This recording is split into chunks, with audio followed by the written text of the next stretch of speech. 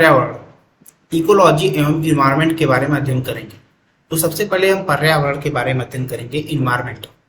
पर्यावरण शब्द दो शब्दों से मिलकर बना है।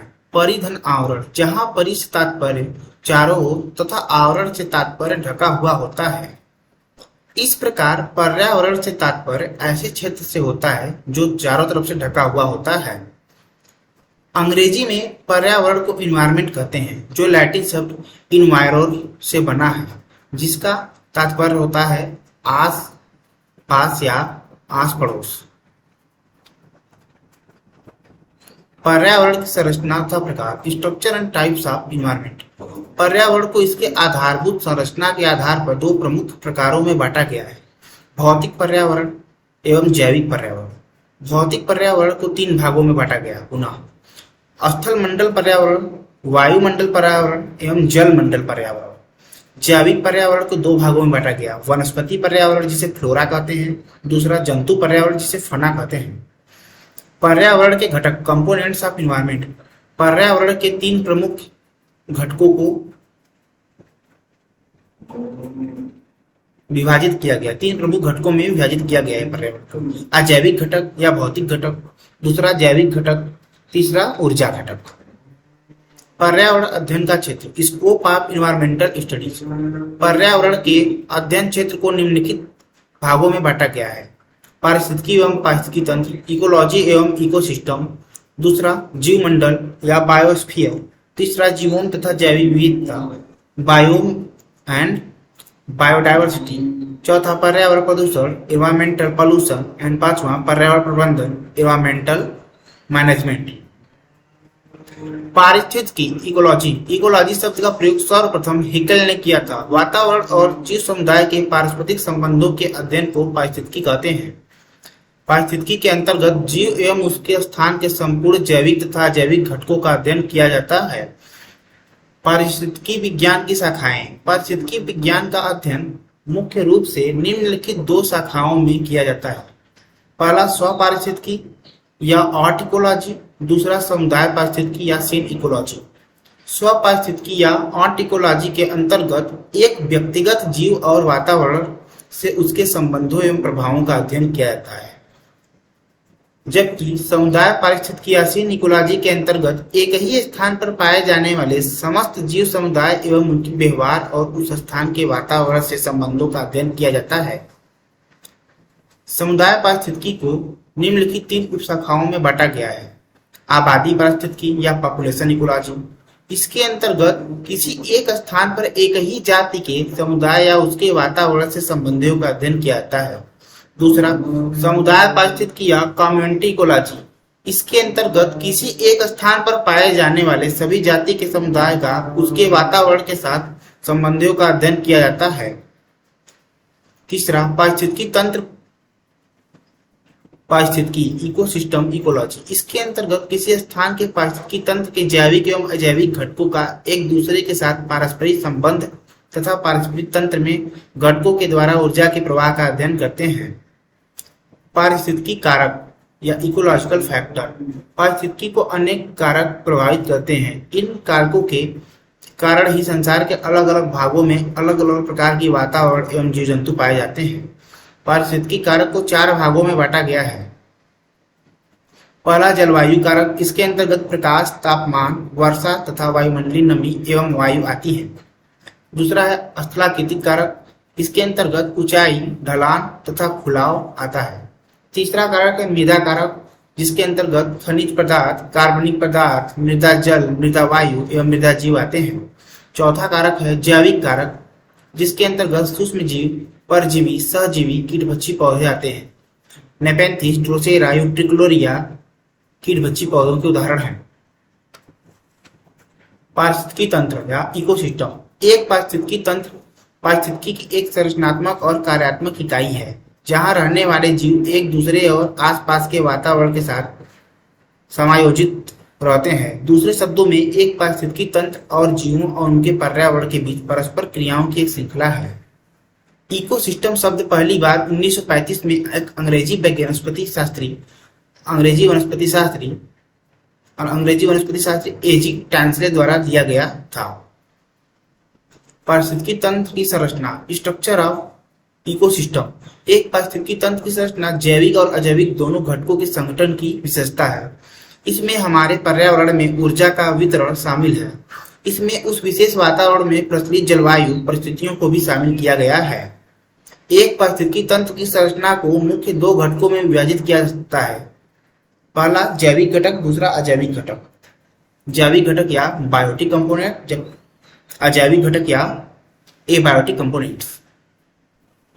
इस फिगर के द्वारा हम समझते हैं क्या होता है components of ecosystems. Each ecosystem has two main components, abiotic components and biotic components. Abiotic components दो प्रकार के होते हैं, क्लाइमेटिक फैक्टर्स और एडाफिक फैक्टर्स। क्लाइमेटिक फैक्टर्स में रेन, लाइट, विंड्स, टेम्परेचर है, जबकि एडाफिक फैक्टर में soil, pH, mineral and topography है। दूसरा है बायोटिक कंपोनेंट या जैविक घटक। इसके अंतर्गत प्रोड्यूसर, कंज्यूमर एंड डिकम्पोजर है। प्रोड्यूसर जिसे उत्पादक कहते हैं, ये स्वपोषी होते हैं क्योंकि ये प्रकाश संश्लेषण क्रिया करते हैं। दूसरा कंज्यूमर, ये परपोषी होते हैं क्योंकि ये अपने भोजन के लिए प्रोड्यूसर के ऊपर निर्भर करते हैं। तीसरा डिकम्पोजर, ये अपघटक होते हैं। कंज्यूमर तीन प्रकार होते हैं, primary consumer, secondary consumer and tertiary consumer. एक पारिस्थितिकी तंत्र में जैविक और अजैविक घटक आपस में जुड़े होते हैं। यह एक खुली प्रणाली है जहां ऊर्जा और घटक सीमाओं के पार प्रवाहित हो सकते हैं। जैविक घटक एक पारिस्थितिकी तंत्र में सभी जीवित घटकों को संदर्भित करते हैं। पोषण के आधार पर जैविक घटकों को ऑटोट्रॉफ्स, हेटेरोट्रॉफ्स और सेप्रोट्रॉफ्स या डिकम्पोजर्स में वर्गीकृत किया जा सकता है। पहला उत्पादक या प्रोड्यूसर्स, ये सभी स्वपोषी होते हैं। इनमें प्रकाश संश्लेषण की प्रक्रिया के माध्यम से भोजन का उत्पादन करने की क्षमता होती है। नतीजतन खाद्य श्रृंखला पर ऊपर के सभी जीव भोजन के लिए उत्पादकों पर निर्भर करते हैं। दूसरा उपभोक्ता या हेटेरोट्रॉफ्स या कंज्यूमर, जो भोजन के लिए अन्य जीवों पर निर्भर होते हैं एवं परपोषी होते हैं। उपभोक्ताओं को आगे प्राथमिक उपभोक्ता, द्वितीयक उपभोक्ता और तृतीयक उपभोक्ता में बांटा गया है। प्राथमिक उपभोक्ता हमेशा शाकाहारी होते हैं क्योंकि वे भोजन के लिए उत्पादकों पर निर्भर होते हैं। द्वितीयक उपभोक्ता ऊर्जा के लिए प्राथमिक उपभोक्ताओं पर निर्भर होते हैं। वे या तो मांसाहारी होते हैं या सर्वाहारी हो सकते हैं। तृतीयक उपभोक्ता ऐसे जीव जो भोजन के लिए द्वितीयक उपभोक्ताओं पर निर्भर करते हैं। तृतीयक उपभोक्ता मांसाहारी या सर्वाहारी भी हो सकते हैं। कुछ खाद्य श्रृंखलाओं में चतुर्थार्थिक उपभोक्ता मौजूद होते हैं। ये जीव ऊर्जा के लिए तृतीय उपभोक्ताओं का स्वीकार करते हैं। इसके अलावा वे आमतौर पर एक खाद्य श्रृंखला के शीर्ष पर होते हैं क्योंकि उनके पास कोई प्राकृतिक शिकारी नहीं होता। तीसरा है डिकम्पोजर या अपघटक। इसके अंतर्गत कवक और बैक्टीरिया जैसे सेप्रोफाइट शामिल है। वे सीधे मृत और सड़े हुए कार्बनिक पदार्थों पर पनपते हैं। डिकम्पोजर पारिस्थितिकी तंत्र के लिए आवश्यक है क्योंकि वे पौधों द्वारा पुनः उपयोग किए जाने वाले पोषक तत्वों के पुनर्चक्रण में मदद करते हैं। अजैविक घटक या एबायोटिक कंपोनेंट्स। अजैविक घटक एक पारिस्थितिकी तंत्र के निर्जीव घटक है। इसमें हवा, पानी, मिट्टी, खनिज, धूप, तापमान, पोषक तत्व, ऊंचाई, मैलापन इत्यादि शामिल है। पारिस्थितिकी तंत्र के कार्य। पारिस्थितिकी तंत्र के कार्य इस प्रकार है। पहला, यह आवश्यक पारिस्थितिक प्रक्रियाओं को नियंत्रित करता है, जीवन प्रणालियों का समर्थन करता है और स्थिरता प्रदान करता है। दूसरा कार्य, यह जैविक और अजैविक घटकों के बीच पोषक तत्वों के चक्रण के लिए भी जिम्मेदार है। तीसरा कार्य, यह पारिस्थितिकी तंत्र में विभिन्न पोषक स्तरों के बीच संतुलन बनाए रखता है। चौथा कार्य, यह जीवमंडल के माध्यम से खनिजों का चक्र करता है। अजैविक घटक कार्बनिक घटकों के संश्लेषण में मदद करते हैं और जिसमें ऊर्जा का आदान प्रदान शामिल होता है। आगे है पारिस्थितिकी तंत्र की कार्यात्मक इकाइयां या कार्यात्मक घटक जो एक पारिस्थितिकी तंत्र में एक साथ कार्य करते हैं। पहला है उत्पादकता। यह बायोम उत्पादन की दर को संदर्भित करता है। उत्पादकता से तात्पर्य उस उत्पादक से है जो उत्पादक प्रकाश संश्लेषण के माध्यम से प्राप्त करता है। ऊर्जा प्रवाह, यह अनुक्रमिक प्रक्रिया है जिसके माध्यम से ऊर्जा एक कोशीय स्तर से दूसरे कोशीय स्तर तक प्रवाहित होता है। सूर्य से ग्रहण की गई ऊर्जा उत्पादकों से उपभोक्ताओं तक और फिर डिकम्पोजर तक वापस अंत में पर्यावरण प्रवाहित हो जाती है। यह एक चक्रीय प्रक्रिया बन जाती है। अपघटन, यह मृत कार्बनिक पदार्थों के अपघटन की प्रक्रिया है। अपघटन के लिए शीर्ष मृदा प्रमुख स्थल है। पोषक चक्रण, एक पारिस्थितिकी तंत्र में पोषक तत्वों का उपभोग किया जाता है और विभिन्न जीवों द्वारा उपयोग के लिए विभिन्न रूपों में वापस पुनर्नवीनित कर किया जाता है। पारिस्थितिकी तंत्र के प्रकार, टाइप्स ऑफ इकोसिस्टम। एक पारिस्थितिकी तंत्र एक रेगिस्तान में जितना छोटा हो सकता है, यह एक महासागर में उतना ही बड़ा हो सकता है जो हजारों मीलों तक फैला हो। पारिस्थितिकी तंत्र दो प्रकार के होते हैं, स्थलीय पारिस्थितिकी तंत्र या टेरेस्ट्रियल इकोसिस्टम, दूसरा जलीय पारिस्थितिकी तंत्र या aquatic ecosystems. Types of ecosystem. Aquatic ecosystem जो दो प्रकार होता है, fresh water ecosystem and marine ecosystem. Fresh water ecosystem तात्पर्य स्वच्छ जलीय पारिस्थितिकी तंत्र है, जबकि मैराइन इकोसिस्टम तात्पर्य समुद्री जलीय पारिस्थितिकी तंत्र है। टेरेस्ट्रियल इकोसिस्टम यह कई प्रकार होते हैं, जैसे forest ecosystem, grassland ecosystem, mountain ecosystem and desert ecosystems. स्थलीय पारिस्थितिकी तंत्र। स्थलीय पारिस्थितिकी तंत्र विशेष रूप से भूमि आधारित पारिस्थितिकी तंत्र है।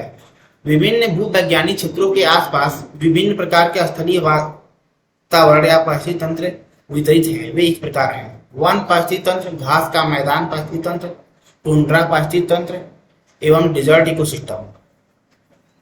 वन पारिस्थितिकी तंत्र। एक वन पारिस्थितिकी तंत्र में कई पौधे, विशेष रूप से पेड़, जानवर और सूक्ष्मजीव होते हैं जो पर्यावरण के अजैविक कारकों से समन्वय में रहते हैं। वन पृथ्वी के तापमान को बनाए रखने में मदद करते हैं और प्रमुख कार्बन सिंक हैं। घास का मैदान पारिस्थितिकी तंत्र। एक चारागाह पारिस्थितिकी तंत्र में वनस्पति पर घास और जड़ी बूटियों का प्रभुत्व होता है। समशीतोष्ण घास के मैदान और उष्णकटिबंधीय या सवाना घास के मैदान चारागाह पारिस्थितिकी तंत्र के उदाहरण हैं। टुंड्रा पारिस्थितिकी तंत्र। टुंड्रा पारिस्थितिकी तंत्र पेड़ों से रहित और ठंडी जलवायु में पाए जाते हैं, जहां वर्षा कम होती है। ये वर्ष के अधिकांश समय बर्फ से ढके होते हैं। टुंड्रा प्रकार का पारिस्थितिकी तंत्र आर्कटिक एवं पर्वत शिखरों पर पाया जाता है। Desert ecosystem. रेगिस्तान पूरी दुनिया में पाए जाते हैं। ये कम वर्षा वाले दुर्लभ वनस्पति वाले क्षेत्र हैं। दिन गर्म होते हैं और यहाँ रातें ठंडी होती हैं। जलीय पारिस्थितिकी तंत्र इक्वेटिक इकोसिस्टम। जलीय पारिस्थितिकी तंत्र पानी के अंदर मौजूद पारिस्थितिकी तंत्र है। इन्हें दो प्रकार से विभाजित किया जाता है: मीठे पानी या स्वच्छ जल का पारिस्थितिकी तंत्र फ्रेश वाटर इकोसिस्टम एवं दूसरा समुद्री पारिस्थितिकी या marine water ecosystem. Fresh water ecosystem. मीठे पानी का पारिस्थितिकी तंत्र एक जलीय पारिस्थितिकी तंत्र है जिसमें झीलें, तालाब, नदियां और आर्द्रभूमि शामिल है। समुद्री पारिस्थितिकी तंत्र के विपरीत इनमें नमक की मात्रा नहीं होती है। दूसरा है समुद्री पारिस्थितिकी तंत्र या मराइन इकोसिस्टम्स। समुद्री पारिस्थितिकी तंत्र में समुद्र और महासागर शामिल है। मीठे पानी के पारिस्थितिकी तंत्र की तुलना में इनमें नमक की मात्रा अधिक होती है और जैव विविधता अधिक होती है। महत्वपूर्ण पारिस्थितिक अवधारणाएं। खाद्य श्रृंखला। सूर्य पृथ्वी पर सूर्य का परम स्रोत है। यह सभी पौधों के लिए जीवन के लिए आवश्यक ऊर्जा प्रदान करता है। पौधे इस ऊर्जा का उपयोग प्रकाश संश्लेषण की प्रक्रिया के लिए करते हैं, जिसका उपयोग उनके भोजन को संश्लेषित करने के लिए किया जाता है। इस जैविक प्रक्रिया के दौरान प्रकाश ऊर्जा को रासायनिक ऊर्जा में परिवर्तित किया जाता है और क्रमिक ट्रॉपिक स्तरों पर पोषण स्तरों के माध्यम से पारित किया जाता है। एक उत्पादक से एक उपभोक्ता तक ऊर्जा का प्रवाह और अंततः शीर्ष परभक्षी के लिए ऊर्जा का प्रवाह खाद्य श्रृंखला कहलाता है।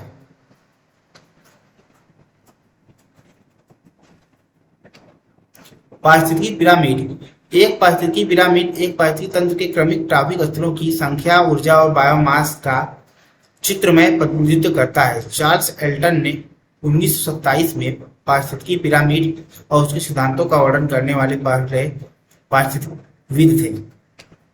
उत्पादक स्तर से लेकर उपभोक्ता स्तर तक जीवों के बायोमास, संख्या और ऊर्जा को पिरामिड के रूप में दर्शाया जाता है, इसलिए इसे पारिस्थितिकी पिरामिड के रूप में जाना जाता है। पारिस्थितिकी पिरामिड के आधार पर उत्पादक शामिल है, इसके बाद प्राथमिक और द्वितीयक उपभोक्ता शामिल है। द्वितीयक उपभोक्ता शीर्ष पर है। कुछ खाद्य श्रृंखलाओं में चतुर्थक उपभोक्ता खाद्य श्रृंखला के बिल्कुल शीर्ष पर होते हैं। उत्पादक आमतौर पर प्राथमिक उपभोक्ताओं को पछाड़ते हैं और इसी तरह प्राथमिक उपभोक्ताएं द्वितीयक उपभोक्ताओं को पछाड़ते हैं, और अंत में शीर्ष शिकारी भी अन्य उपभोक्ताओं की तरह उसी प्रवृत्ति का पालन करते हैं, जिसमें उनकी संख्या द्वितीयक उपभोक्ताओं की तुलना में काफी कम है। उदाहरण के लिए टिड्डे कपास और गेहूं जैसे फसलों खाते हैं जो भरपूर मात्रा में होती है। इन टिड्डों का शिकार चूहे करते हैं जो कि उनसे कम पाए जाते हैं। Food web. फूड वेब आपस में जुड़ी खाद्य श्रृंखलाओं का एक नेटवर्क है। इसमें एक पारिस्थितिकी तंत्र के भीतर सभी खाद्य श्रृंखलाएं शामिल है। यह समझने में मदद करता है कि पौधे सभी खाद्य श्रृंखलाओं की नींव रखते हैं। समुद्री वातावरण में फाइटोप्लैंक्टन प्राथमिक उत्पादन बनाता है।